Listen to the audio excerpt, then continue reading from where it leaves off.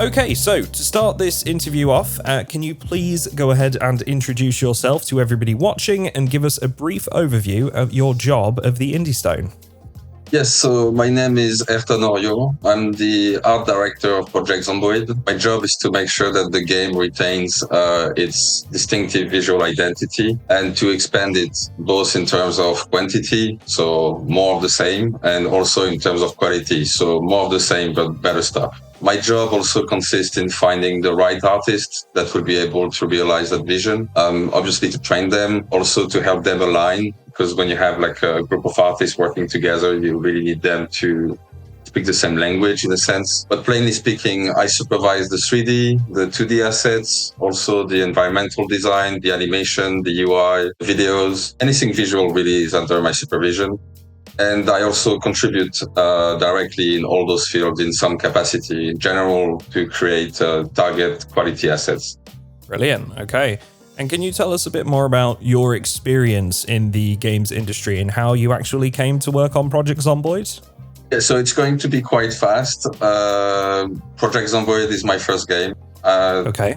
Before that, I've been working on Project Zomboid for 5 or 6 years as an official developer, and before that I was a modder for a bit more than 3 years. So I worked on a map called Cherbourg. I also worked on the boat mod called Aquatsar. I collaborated with Ibros and Ayrton, who is now like another like official developer of Indie. But prior to this, I worked in the film and video industry in different capacities. So I have worked as a director, an editor, writer, VFX supervisor, even first assistant, mostly in advertising, documentaries, a little bit in fiction as well. But at TIS precisely, I was first hired as a mapper, and then I got promoted as a project art director, and now I am main art director. Fantastic. I have to say as well, just Cherbourg was like an absolutely fantastic map. It was really cool I remember playing it back on Build 41 and thinking like, wow, it's really cool to see something like so different to the vanilla style map. It was really just a completely different feel entirely. I really appreciate that. My only pain in this whole Cherbourg mod story is that I could not finish it because I was hired to work on the vanilla map. But there is some interest in the community to carry on this work. So okay. All hope is not. There is still hope. Okay, brilliant. I'll keep tabs on that, but definitely let me know if it comes to fruition, because I think a lot of people will be interested in playing that classic. So with the release of Build 42, we saw a pretty big overhaul to the existing Muldraw area. Are there any plans right now to give other parts of the map a similar makeover experience? Yeah, so when we released B42 Unstable, my goal was to test the water, to see how the player base would react to bringing like a higher level of quality in terms of details, and if it would be deployable across the entire map. So I used the south of Muldraw as a testing ground. I mean, notably the police station, the Rusty Rifle Bar, the school or the church were the places I really like added details and tried to make it much more alive. And the reaction was overwhelmingly positive. So based on that, I devised a plan to hire the right people and the right amount of them to convert the rest of the map. So right now is the first leg of this glow up, let's say. Okay. But we have revamped Rosewood, Riverside, West Point, Fallas Lake, Muldraw, and Akron. The rest of the towns like Brandenburg, Irvington, or the Lake region, and obviously Louisville, will be revamped as well. But this is like a first step towards that. Okay, fantastic. That's really good to hear. And I think a lot of people will be very, very excited to explore some of those locations once they get overhauled. So thank you for sharing your plans on that. It wasn't just a glow up to the existing map spaces that we saw with Build 42. We also got several new towns like the ones you mentioned, Brandenburg and Irvington. What made the team decide to expand out to the western reaches of the playable map space?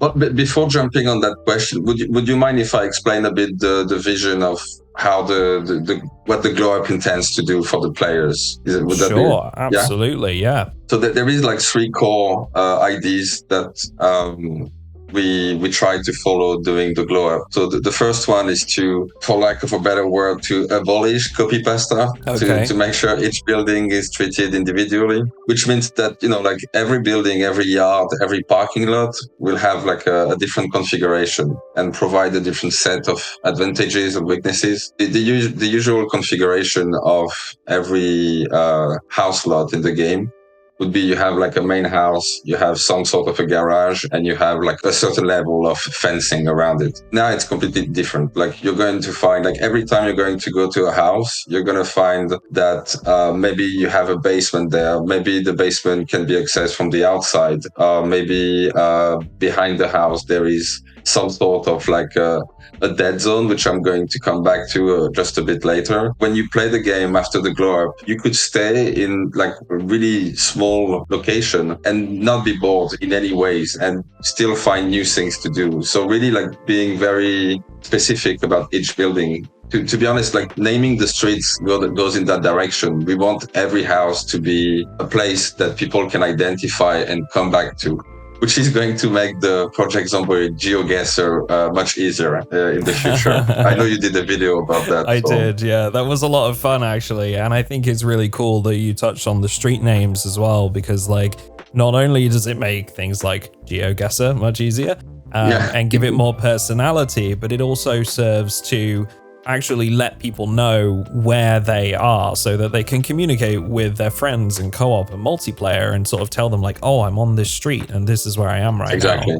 Yeah, the second core is in the same line. It's to make sure that each POI, when I mean POI, I mean like it can be an entire town or it can be like Dixie or places like that. Mm-hmm. We want to make sure they all have their own flair and be identifiable, like just at glance. So, for instance, Riverside is now represented as a rich town, a bit in the style of the Hamptons, while West Point is more like a blue-collar town. Mm-hmm. Akron is more like a residential sprout of an industrial complex nearby, like the AMZ steel factory. Yes, yeah. Yeah, and Muldrow is more like your typical side of the highway kind of mushroom town. So that would be the second point. But the third point is we wanted to make sure we spend as much time on buildings and main POIs as we do on what I call dead zones. So for me, a dead zone is going to be the area behind a backyard or like a parking lot and, on the side of a liquor store. And instead of just having like a patch of grass, you would have like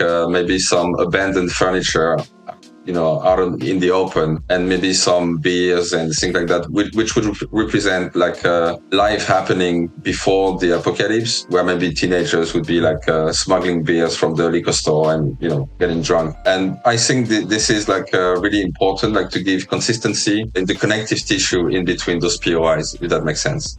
Yeah, absolutely. And it's environmental storytelling too, right? Like those little things that you mentioned, like the bottles outside of a liquor store, like out back on the grass, like, it does tell you that kind of story, like, oh, someone was out here, they were having a good time, they were partying, like, and that kind of environmental storytelling, I think, would go really well with Project Zomboid. And there is some of it already in, like, for example, we take the it's the farmstead it's got like the prison cells underneath it with the blood in the pen and everything. Like, yeah, that's a really, really cool example of that. But I definitely feel that those, like you say, those dead zones could benefit from similar things. Yeah, you can expect the entire map to receive the same treatment. And so any building you will go in will have some sort of a handmade curation, like it's going to have its own style, its own story, and sometimes like the cult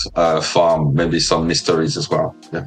Okay, brilliant. Thank you very much. So if you're happy now, we're going to move on to that other question, which was just as a quick reminder, was what made the team decide to expand out to the western reaches of the playable map area? Yeah, so the main reason was that with the introduction of vehicles, I could not tell you on which build it was, but that was a while ago at this point. It was clear that one of the high points of PZ was to plan long trips. So you would find a car you would try to fix it to some extent, and you would fill the trunk and maybe the seats with food, tools, or whatever in order to move from where you are. I think this semi-nomadic style is essential to the survival, genre of games.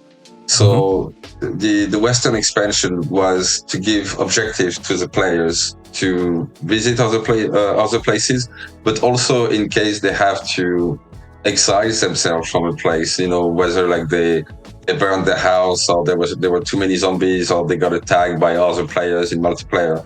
And you want them to be able to make long-term plans and so make the mistakes that come with that, if that makes sense. Yeah, absolutely. And I really like the focus on the nomadic play style as well, because I think it's so many people's favorite way to play is to get set up in a town and then go, like you say, go on that long journey, go on that adventure. And some of the best stories come from things like that. So it's really cool to hear that the team are supporting that kind of play style. Yeah, and also because we have started distributing resources a bit more, you're not going to find everything everywhere. Well, it depends on which town, and it's going to change in the future, but we want players to be incentivized to go from one place to another if they want to develop their skill set or their crafting abilities. So, for instance, right now, if you go to Rest Point, you're going to find more fishing gears that you're probably not going to be able to find in Muldrow. I mean, you might find that in some garages or places like that, but you will be more likely to find that in West Point, for instance. Sure, yeah, fantastic. So, do you feel that all of those new locations have fit nicely into Project Zomboid's world, or are there still some tweaks that the team wants to make to them? Yeah, so there are some areas that we made in the early days of B42 that feel a bit disjointed from the rest of the map at the moment. So this has been the product of expanding in a way where the art direction was not entirely clear. And also, you have to take in account the fact that B41 was such a huge success for us that we could also have more ambition, and we could be a bit more bold in the approach of the map making. So over the last year, we have course corrected quite a bit, and then we should have a much more consistent development of the map. Something I really don't want is to end up with an amusement park type of map, where the player would be, it would be pushed to go to a location just to do, blacksmithing, for instance. Yeah. So this is still an ongoing discussion, but you can expect some of those locations to be either better integrated or revised entirely. Okay, fantastic. So we've got some changes planned ahead of us. That's really cool. Yeah. I'm sure that's stuff to look forward to. So I have to ask about Louisville now, because it's currently the only location in Project Zomboid without underground spaces. Now, we've been teased with big plans in former blog posts, but what can you tell us about what's coming for Project Zomboid's big city? Yes, so this is a bit of a touchy subject, but essentially, Louisville will receive very significant changes in the future, and obviously most of which are too early to discuss now. But one thing I can confirm is that we will, amongst other things, develop a sewer system, because it's clearly something that the players would really appreciate, having the ability to reach an area. It would be true also of rooftops. Something we have developed with the glow up is the ability to go from rooftop to another. Right now, it's still a bit clunky because we are still missing the ladder mechanic. It will come at some point. Yeah. But in general, to come back to Louisville will feel much more like a big American city and be much closer to real life.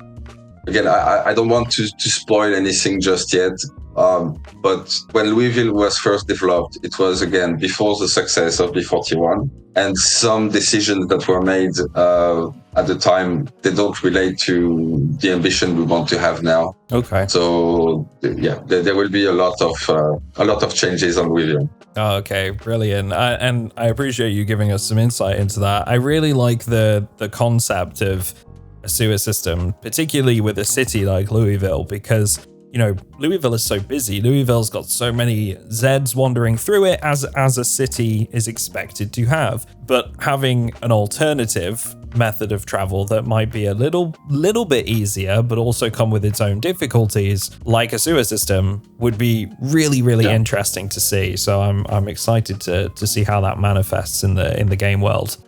Yeah, I think it would allow the players to travel across Louisville in a much easier way, but with the risk of opening, the sewer gate and finding like a horde of zombies. So it would be like easier to travel, but probably with a higher risk involved. Yeah, absolutely. It will be interesting to see how it comes to fruition. But Project Zomboid has always had a very close connection to its modding scene, and some have even been hired by the Indie Stone directly, like yourself and Ayrton. Are there any map modders that we might know currently working with you on the team? Yeah, we made an announcement like a few months ago on the newcomers of the team. 3 of them you might know. Like you have Melo, who has made the map Short Rest and also the Oasis, if I'm not mistaken. Yeah, like he also made quite a lot of custom ties, and his tile pack is integrated in many modded maps. We also have Erica, who did Taylorsville, and also she did a bunch of custom tiles. Dylan, who did a version of Ayrton prior to the vanilla one. Graveseed, Pitstop, and Blackwood. And finally, we have Alokin, who has a different profile as the 3 others. He was not a mapper per trade originally, and he's like a talented 3D and 2D artist, so he can help us cover different aspects of the map and tile making. I'm really, really glad to have them with us. Like, they are extremely talented, and they have, all of them are self-taught. So, having them around and having them deploy the quality across the whole map is like fantastic to see. Like, it's like seeing, you feel a bit like you're giving some directions, and then they are making it even better than what you envision. And I mean, it's the best situation you can be in. Yeah, fantastic. And I have to say as well, like you mentioned Dylan's maps in there.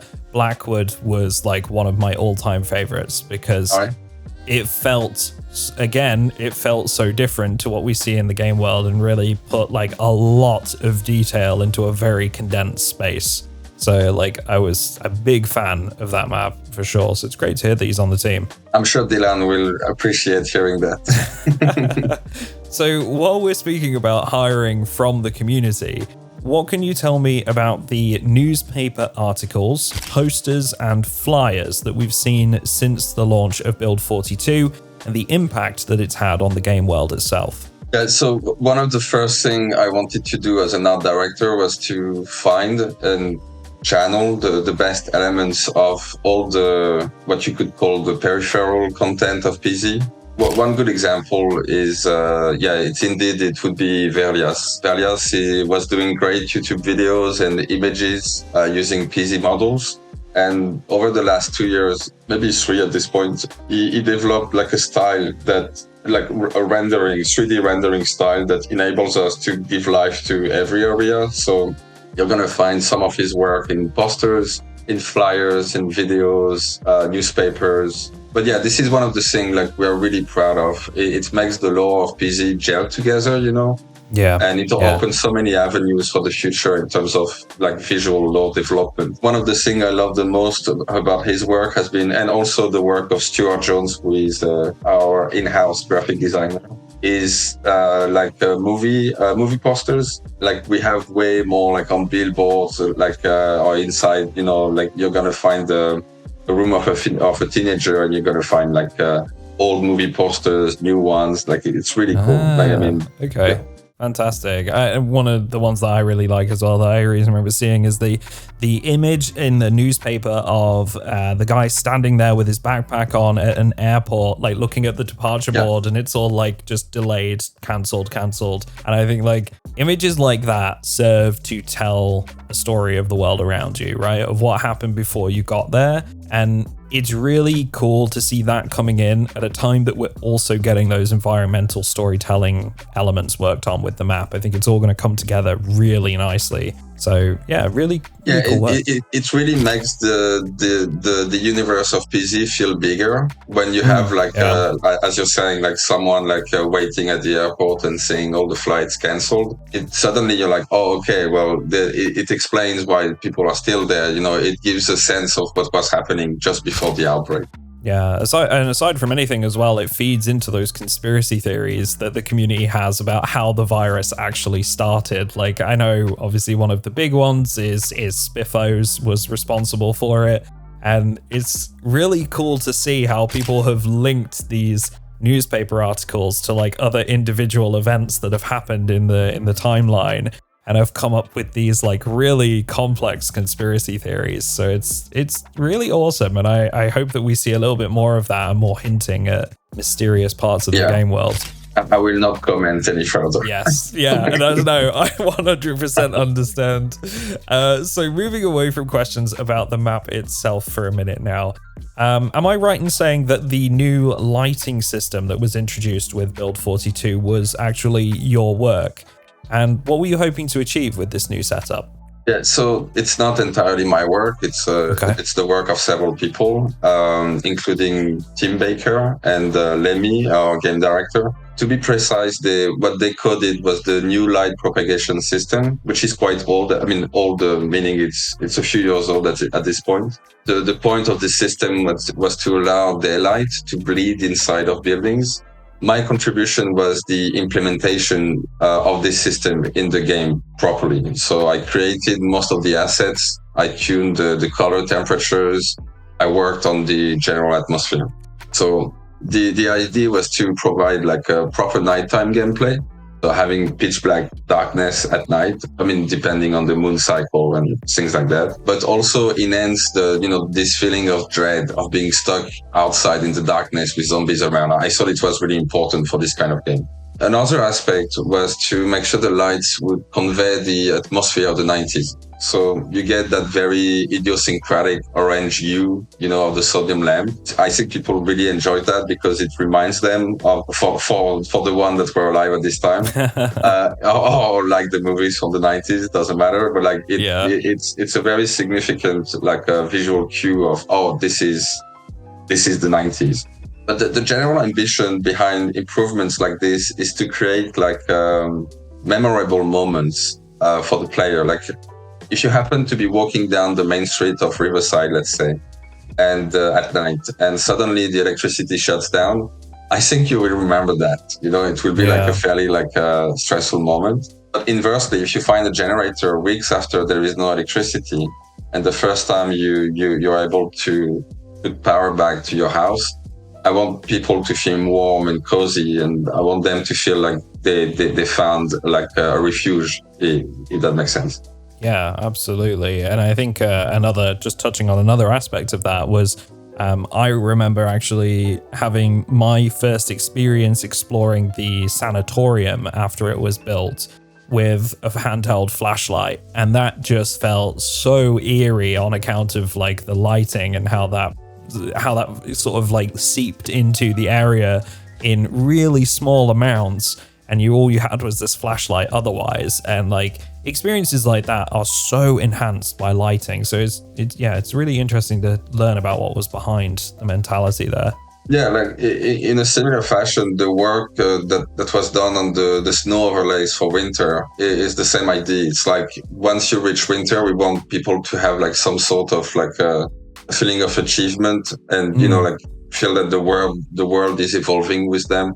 So some people were mentioning the fact that working so much on the light was if not unnecessary, it was, some were saying, pointless, because the light was going to go down anyway. But it's but it's going to come back once you build your own base and once you start developing your refuge. So I'm just going to mention something about the light, because this is a comment that has been done, that has been made quite a few times. Sure. In the early implementations, we didn't have any way to let light seep through the curtains or even the doors. So in the middle of the day, you could be in a room that would be entirely pitch black, and for many people, it was unrealistic, and that was a correct assessment, in my opinion. Yeah. So this is not going to come immediately, but we are developing some sort of a simulated global elimination. Well, it's not like a voxel-based global elimination that you can see in other games, but it's a way for us like to show that during daytime, like for instance, if you go into a room and you have some curtains, but it's daylight outside, you're gonna have like this warm light that is filtered through the curtains, depending on the colors. Yeah, and we have like prototypes that work and which are really cool. But again, it's a bit early to mention that. Awesome. Okay, we'll look forward to that. Now, alongside the lighting system itself, I'm also aware that you've worked on visuals for Firearms. Have you found this particularly challenging, knowing that much of the Zomboid community are such gun enthusiasts? So yeah, personally, I don't know much about Firearms, but fortunately, we have Christian that you interviewed recently, who is both like ex-military and yes, yeah, I think you could say he's a gun enthusiast as well. So the development of the new weapons was fairly straightforward, like thanks to him. But we also wanted to make the models like believable, but we had to make sure we were not copying existing models for legal issues. Obviously, we have plans to add more in the future, but I don't want to spoil anything just yet. I think I will let Christian mention that when the time comes. But what I can say is that the revamped gun gameplay that Patrick Brought, the technical director, worked on, gives us way more tools to make the weapons more impactful. So now we have like projectile tracers, like better muzzle flash implementation. So like shooting feels more impactful. The current tech we have could also allow for even more cool effects like functional lasers. Right now, the lasers are just like a red bit, like on the FBX of the model. Yeah. We also could have tracers ammunition. I really want them to be included in B42, but it was out of scope. But this will be possible with the tech we have. Okay, interesting. That's I think a lot of people will be very interested to hear about the plans for Firearms, especially.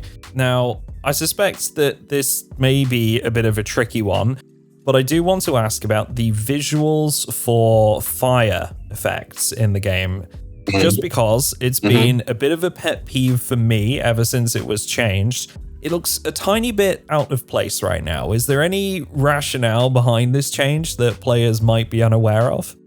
Yeah, all right. I'm going to have to take the blame on this one. So first let me provide a bit of context. So sure. In, I think it was build 34, Mash did a mission of Mash, who was the art director before me, did a mission to upscale by a factor of 2 all the ties. When she did that, some ties were missing, including the effect ties. So the fire we had up until very recently not only was not scaled properly, but it was also like the wrong resolution, and it didn't really work. And so it really didn't look good with all the new B42 visual niceties. But at the same time, we have a plan to have like a fire rework. And it's been announced like a long time ago at this point. But because of the development of multiplayer, we had to put a hold on the fire rework. So I had to find a solution to make the fire look better without putting too much strain on the developers, because other things were more had higher priority. So right now the fire looks the way it does because I saw that it would not work with 4 frames. Like originally it was only 4 frames. So I wanted to go for 30 frames. And the problem is that in the way we display animations has, without getting too technical, it has a particular sampling. So the sampling is how the image is displayed precisely. Like if people use Photoshop, then they will know what I'm talking about. And so the fire looks way too smooth. And also it's the first effect we added to the game, if I'm not mistaken, that has 30 FPS. So it looks very, very alive compared to the rest. It's a bit like the water, the water can look a bit out of place. Yeah, absolutely. So, but we are going to develop more and more this kind of animated sprites. Like, for instance, I want to have like water sprinklers in gardens. I want to have like smoke on top of chimneys on houses to show the presence. Okay. So I think at the moment, well, first of all, it's a band-aid. It's not going to stay like that, but there will be more and more like real-time effects, and which is a good thing. It's going to make the environment feel more alive. But yes, I will apologize for the fire. I did read all the comments. It's where when you do something good for PZ, you have many people like praising you, and when you do something they hate, you will hear about it. So I will do better, I promise. I can understand it. I mean, I think it's fair to say that or at least people will be able to understand that it wasn't at the top of the priorities list with all the stuff that was coming with build 42. There's so much with that new update that I can understand if fire effects weren't the top of the table. Yeah, to be honest, I think if we were to revert to the old fire, people would be complaining about that as well. Because even though it doesn't fit entirely the game right now, the old fire didn't fit the game at all. It was not on par with the rest of the game. So, you choose your poison, I guess. Yeah. And that's the thing as well with a community as large as Project Zomboid.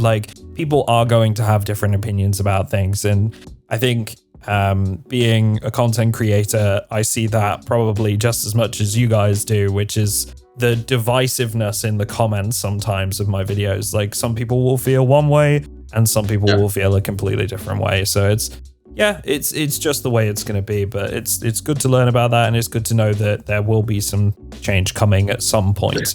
So I'm going to ask you a bit of a, should we say, a bit of a wishful question here.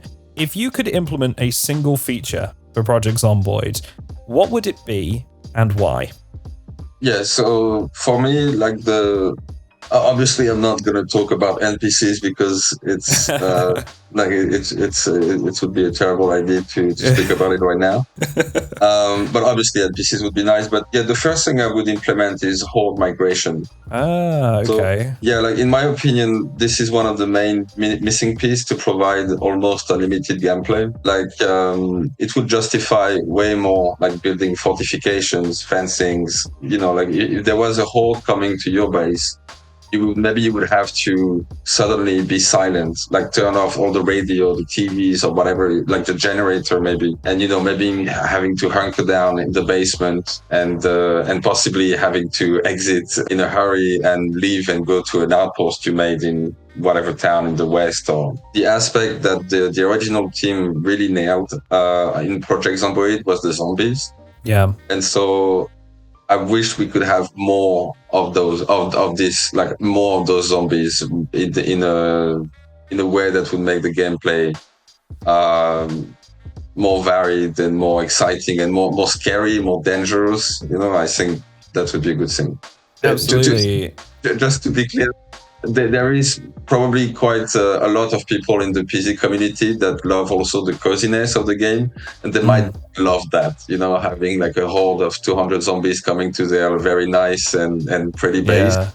So yes, it's something I would like to add, but I do realize that we will have to be careful on how we implement it. Yeah, and it's interesting as well because I think the game has already a lot of the supporting features that you would need for something like that. For example, you talk about how people love these nomadic play styles and, packing a go bag in a vehicle that's ready to go at a moment's notice for when you need to leave.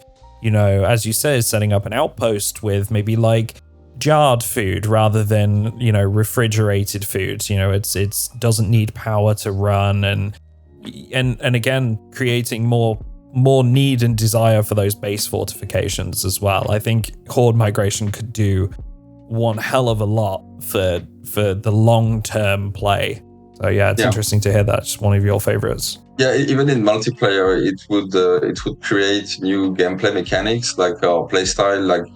every base would need to have like a scout. Someone would check if there is not a horde coming to your base, and if so, maybe try to steer it away, just like in The Walking Dead. Yeah. So as that's one of my.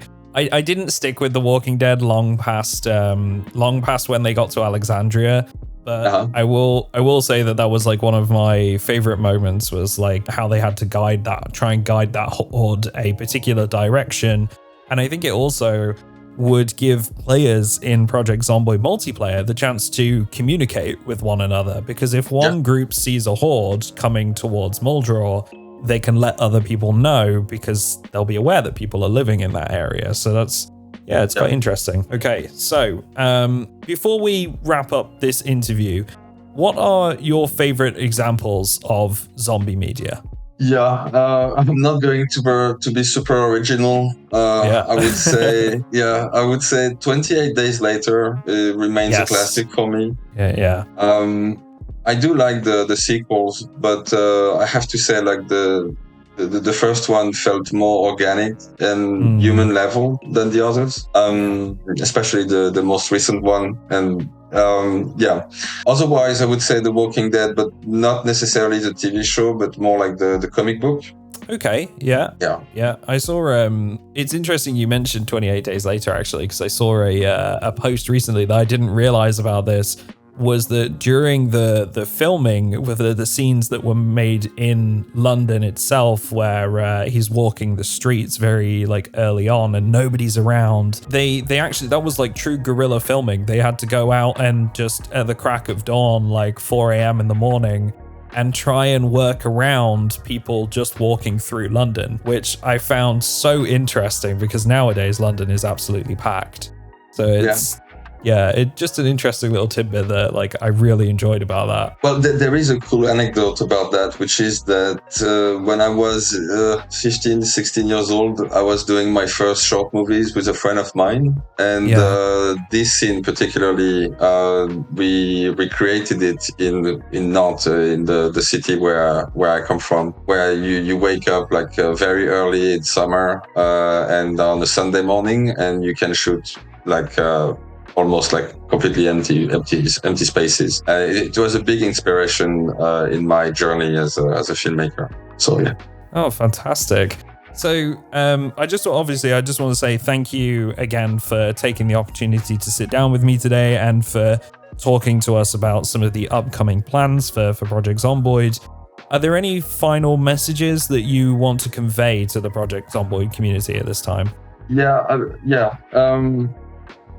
I think it's important to say that when we make design, art, or technical decisions, there is never like an ill intention, like a negative intention towards the community. But for instance, there was a lot of complaints about the removal of Echo Creek from the spawn locations, and without reopening that topic, like we are following a plan, and some decisions can run quite deep, and there is never like an intent to damage the play style or the player base in general. But because the development of Project Zomboid is very exposed publicly, sometimes we have to bite the bullet. We know that people are not going to love the decision, but we think that the end result they will really like that. I guess my message, if I have a message, would be to thank the community for the feedback, because it's so valuable, like to have like a constant feedback on everything you do in a very close, very short time capacity. But I hope we can have like a bit of credit, that just the credit that we are never going to be intentionally damaging the player experience. I think, that I don't think the community should ever come to that conclusion. Yeah, and I mean, it's sometimes it is easy to feel that way as well when you're very, very passionate, and that's the thing with Project Zomboid, is you've got people that have been in the community for upwards of 10 years in some cases now. So naturally, emotions will run high at times, but I think it's important to remember that, developers are, at the end of the day, someone who is sat behind the computer, right? They are a person as well, and sometimes it can be easy to forget that. So I think that's a really good message to take away. I do just want to say thank you again for your time. Thank you. We'll close things up there. I'll just remind everybody that's watching this that if you have any additional questions or comments on what you saw today, please feel free to put them down in the comments below. And I will ask very nicely for Ayrton to just give those a once over once this video goes up. See if we can get back to any questions from the viewers. Thank you again. It was fantastic to talk to you. Thank you. Bye-bye. Bye-bye now.